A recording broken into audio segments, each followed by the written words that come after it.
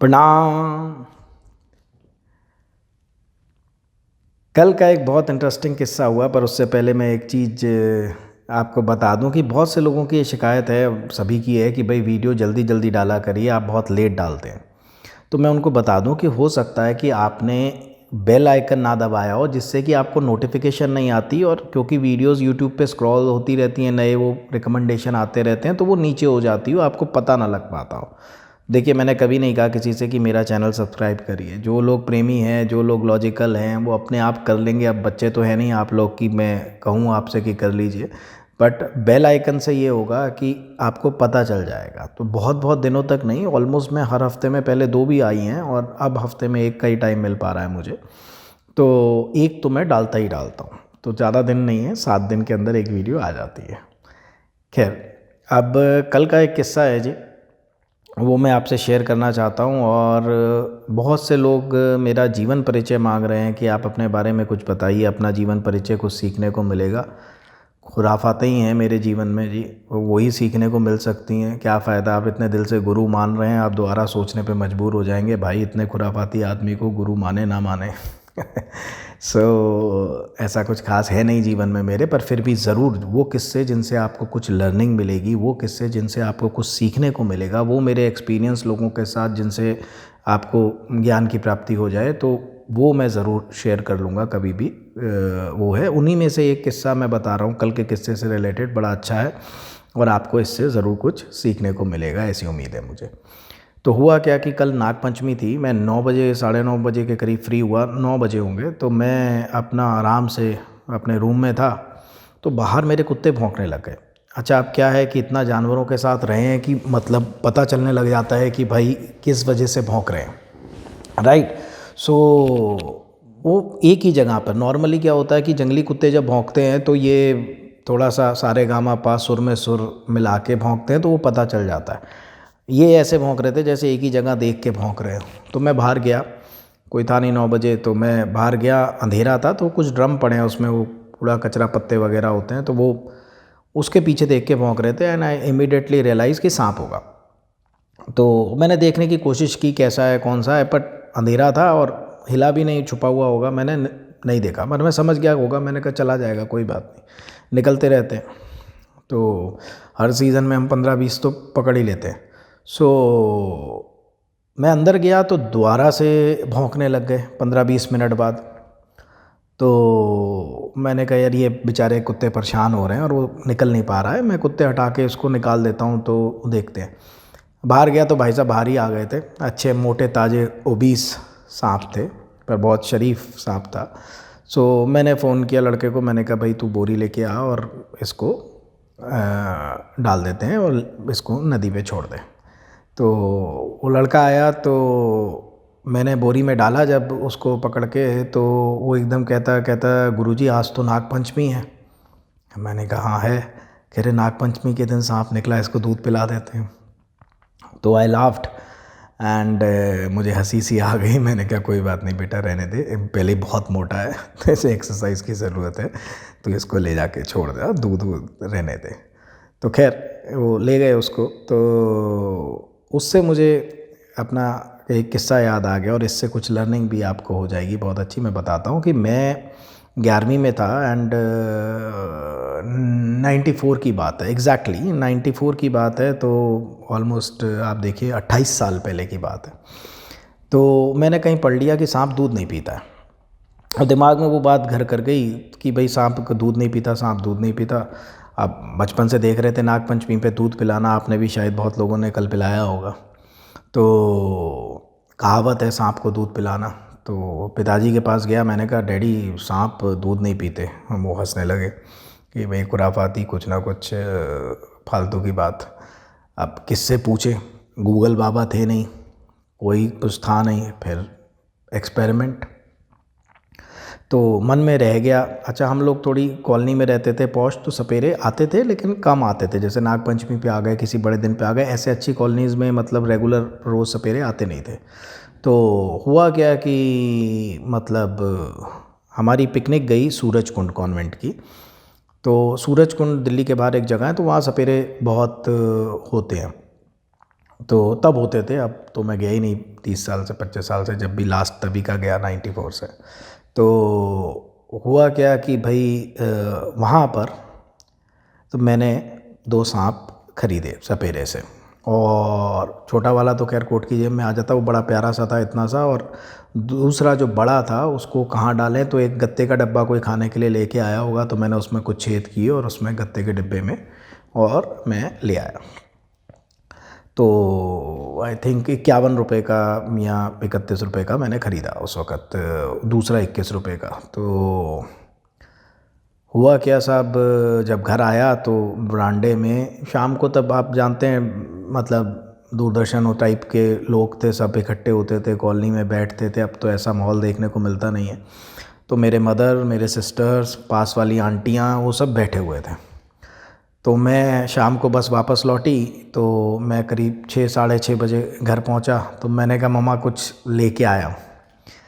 अब मेरी माता बहनें तो मुझे बचपन से जानती थी, और मैं खोलने लग गया तो वो पहले ही उठ के भाग गई, पता कि कोई जानवर लेके आया होगा।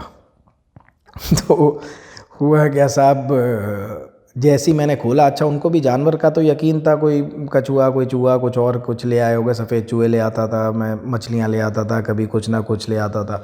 सो वो जैसे ही मैंने खोला, वो इतनी देर से बंद था, वो एकदम से भागा। तो वो आंटियाँ चीखती वीखती, बचती बचाती, गिरती पड़ती, सब अपने घरों में भाग गई। अब ये तो पता था कि लड़का थोड़ा हिला हुआ है, पर लेकिन इतना नहीं पता था कि सांप ले आएगा घर में।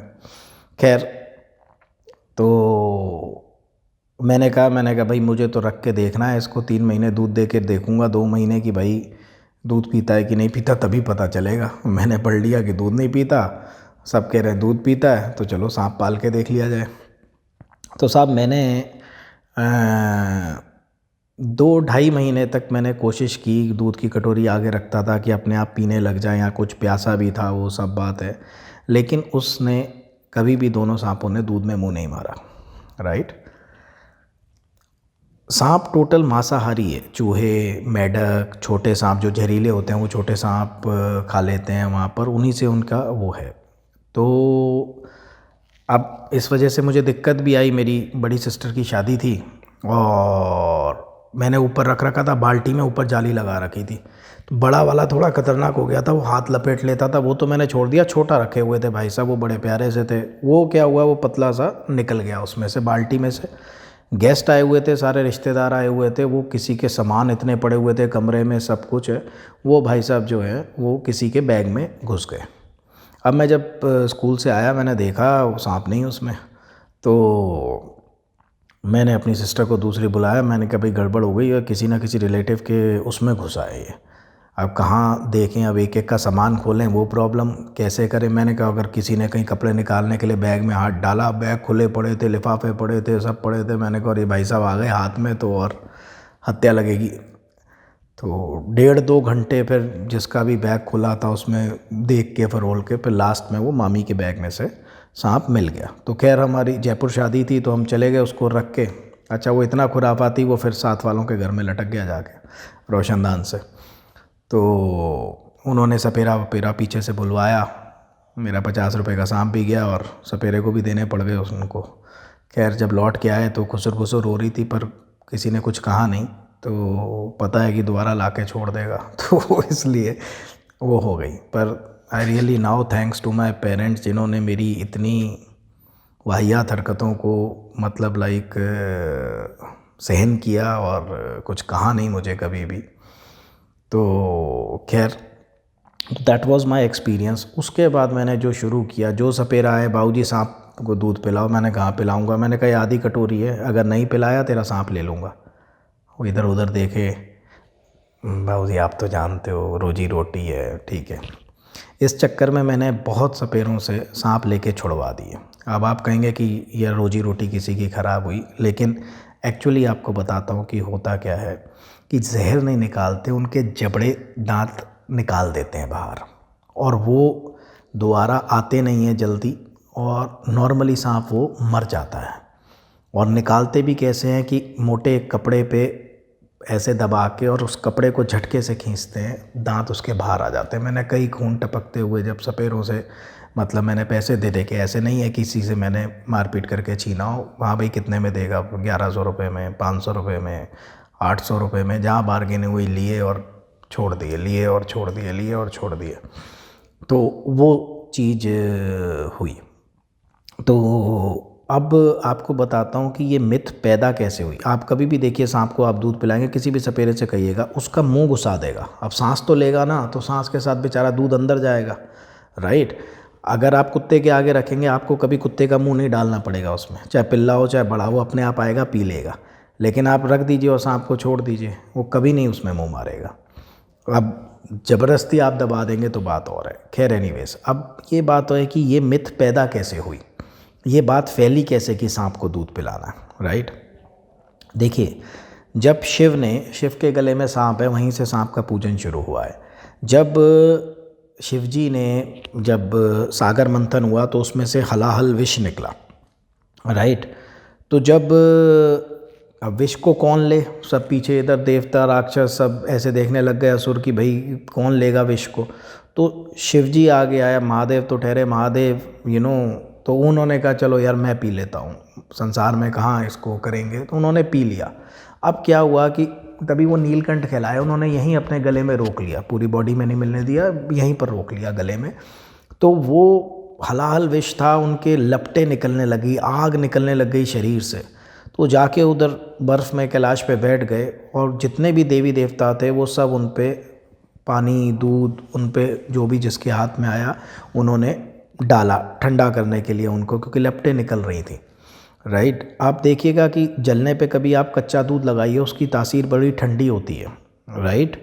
काफ़ी आपको राहत मिलेगी ठंडा दूध जले पे जब आप लगाते हैं। तो दूध और पानी उन्होंने डाला शंकर जी पे। तो अब वो जो दूध शिव पे चढ़ाना है, शिवलिंग पे चढ़ाना है, वही क्योंकि उनके गले में सांप है, वो सांपों को देने लग गए, बिना ये जाने कि भाई सांप दूध पीता नहीं है। अगर ईश्वर चाहता सांप दूध पिए तो जो नागिन है वो स्तनपायी होती, राइट, मैमल होती।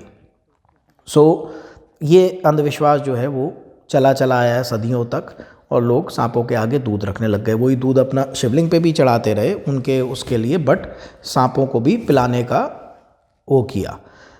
दूसरी चीज़, खजाने और सांप का जो लिंक है मैं आपको बताता हूँ। जहाँ 2-4 बार सांप निकले, लोगों ने अपने घर खुदवा दिए, अपने गोडाउन खुदवा दिए कि यहाँ खजाना है, यहाँ सांप निकलता है, यहाँ खजाना है, सांप निकलता है।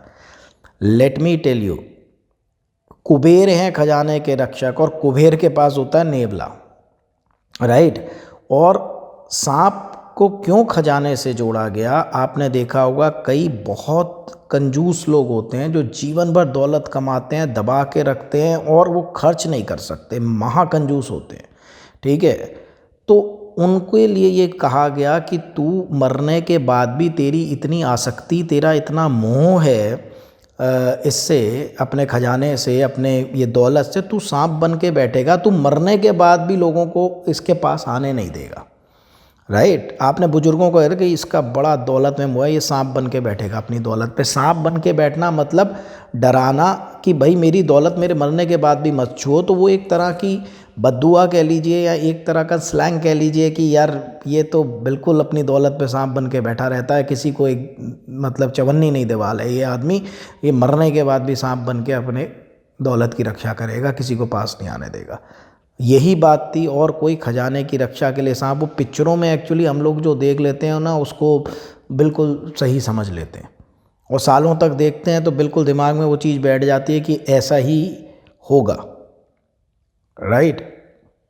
तो ऐसा कुछ भी नहीं है। और अगर आप टेस्ट करना चाहते हैं, 50,000 रुपये का इनाम मेरे से कभी भी आप ले लीजिएगा, वो वीडियो दिखा के कि छोड़ दीजिएगा सांप को, ठीक है। देखिए याद रखिए, क्योंकि उनके जबड़े नहीं होते, वो भूखे होते हैं, सपेरे रोटी तो देंगे नहीं उनको, और क्योंकि जो जहरीले हैं मतलब वो जहर एंजाइम्स हैं पचाने के लिए।